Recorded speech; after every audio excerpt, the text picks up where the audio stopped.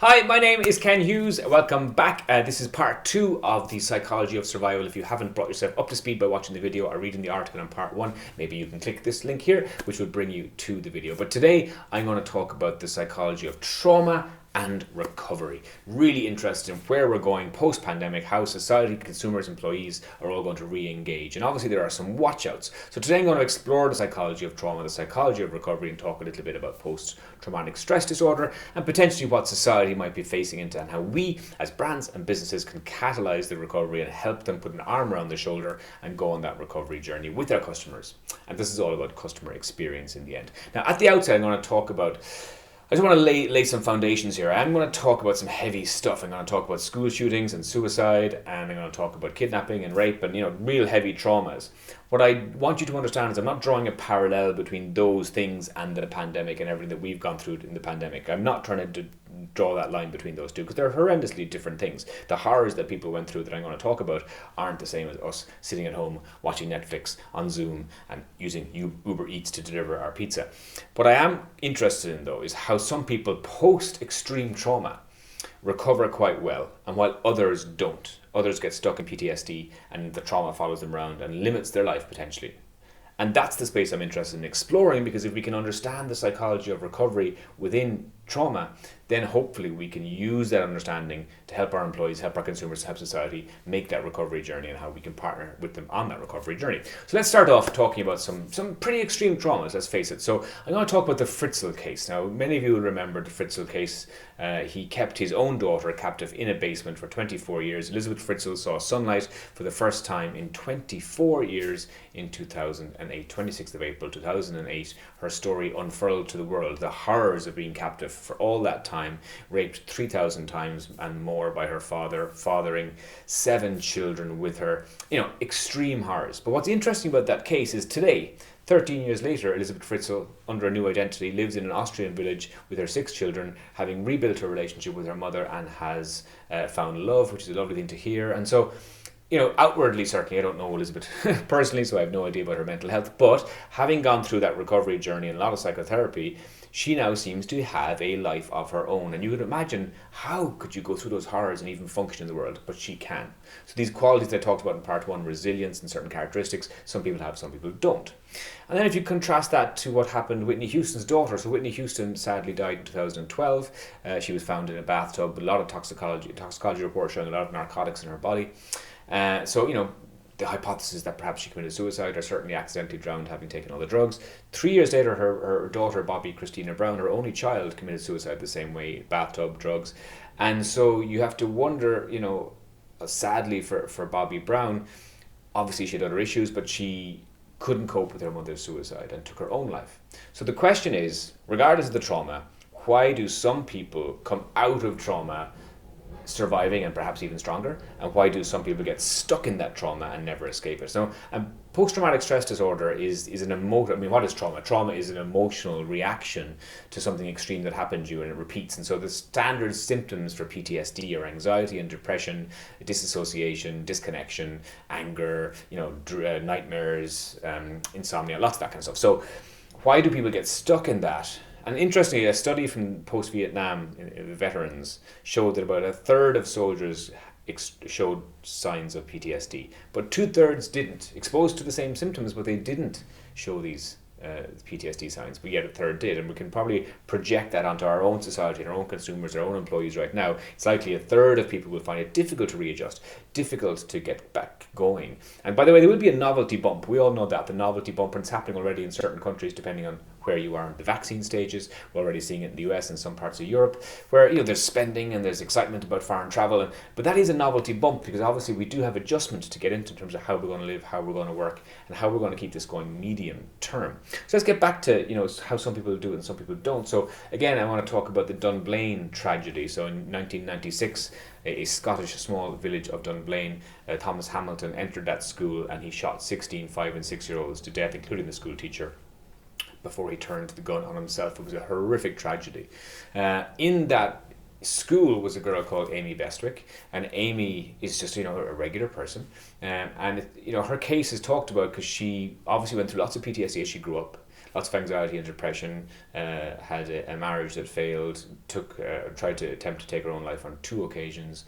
And so someone who's suffering after the event. But yet in the same school you had Andy Murray. Andy Murray, the ranked #1 tennis player in the world 20 years after the shooting in 2016, he was in the school that same day also. So how does a kid like Andy Murray go on to be a superstar athlete and be the #1 ranked tennis player in the world and someone else doesn't? Well, there's loads of factors, unfortunately, that feed in to how trauma will affect you and how you will be affected post-trauma. And I think those are the factors that we need to look at. And by the way, it's very individual. Trauma is a very individual thing. Even as you're watching this, many people will have gone through trauma of losing someone, losing a relationship, grief, various types of trauma. We'll all cope with it in our own way. But there are some conditions that pre-expose you and preload the dice, if you like, in terms of trauma.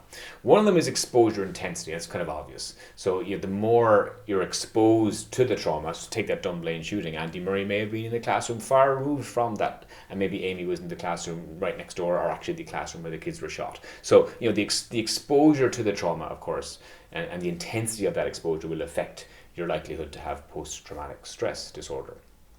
Secondly, post-trauma intensity and incidence will also have an effect. So let's say you go through a trauma, but afterwards you have another trauma. Maybe you lose a loved one, maybe a relationship fractures and breaks down. It can be that second trauma that can trigger the first PTSD piece. So, it's not a case of we're not going to come sweeping out of this pandemic. Obviously, other things will happen in people's lives, and as those things happen, maybe that will trigger some PTSD behaviors from the pandemic itself. Then you've got age. Interesting, age has been shown in research to be a factor. The younger something affects you, the more likely it will patternly follow you in life. So because cognitive development is going until the age of 25, anything under that for young children and teens, if things happen in those times traumatically, we tend to project that onto our state of being, and it carries, so we all talk about childhood trauma all the time. So age can be a factor. So often it does beg the question for Gen Z, who have just spent the whole last year in universities in their bedrooms instead of going to university, or maybe a 12, 13-year-old not going to discos, getting their first kiss. Lots of other things that should be happening, high school graduations, all that generation are missing out on that. So it does beg the question, the effect that will have on Gen Z is interesting, more than it might have an effect on, say, a baby boomer generation. The fourth thing in terms of effect are also genetics. Genetics and hormones, interestingly. So serotonin is the mood enhancer hormone, and there is a serotonin transporter gene that some people don't have, and therefore, because you can't carry serotonin as well as other people, you can't enhance your own mood, and therefore oxytocin, dopamine, all those happy hormones don't go around your body as much, and sometimes you can get stuck. So sometimes it actually can be simply genetic, and that's why anxiety and depression tends to be a genetic condition sometimes also. But lastly, the number one, and this is the big one actually in terms of the effect of trauma and how trauma might affect your life afterwards, is social support. Those people who have good solid relationships, family support, social support, pre-trauma, tend to do well post-trauma because those same supports are there, and you have support to keep you through the recovery. And I talked about this before in terms of social support, that is really the crux for brands and businesses. We need to support our customers and support our employees as the recovery happens. We can't just kind of expect this recovery to take place like some kind of V shape and here we are, we're bounced back. It's not going to happen. As I said, there'll be a novelty bump, but we actually need to engage from a customer experience strategy point of view with customers, because remember, a third of them are going to have difficulties adjusting. And by the way, when I talk about difficulties adjusting, what I'm talking about is disconnection and numbness, a feeling of disattachment, and that we can't afford that kind of dysfunction in the recovery. So we do need our economies, our societies, consumers and employees to bounce back strongly, and we need to help. So as brands and businesses, our job now is to step in, to excite and delight, to engage, to put that arm around people's shoulders. And so this is again about compassionate commerce, about community collaborative commerce, not necessarily about profit. And so it's really, really important, I think, to understand that the whole of society is going through low-level trauma. Again, I'm not comparing the traumas that I've spoken about today in terms of those case studies to what we've gone through, but there is a low-level trauma that everybody has gone through because our lives have been challenged. How we live our lives, how we work, where we live, how we spend time in our communities, all changed, forced upon us, and therefore there is a low-level trauma. As we start to re-engage, we're still curious as to what our identity, our meaning, our purpose is. On our recovery journey, we'll need help. We all need help, but certainly a third of the population are likely to need more help than others, and that's a third of your employees, a third of your consumers, and therefore we really need to understand what can we do, how can we excite them, how can we delight them, how can we put a smile on their face, how can we make them giggle, how can we make them feel seen, heard and valued. These are all really important things for us. We need to be the conduit through which they can fulfill their desires, they can empower their big take back, but the big take back can only happen if they can leave the trauma behind. And therefore it's our job as brands and businesses is to help that trauma, the recovery journey, and help them deal with that trauma. And we need to do everything we can from a customer experience point of view to do that. So listen, if you've enjoyed the video, read the blog. The blog is on the link here or above me or who knows where, but read the blog. There's more information on that. Until next time, I'm Ken Hughes. I will see you then.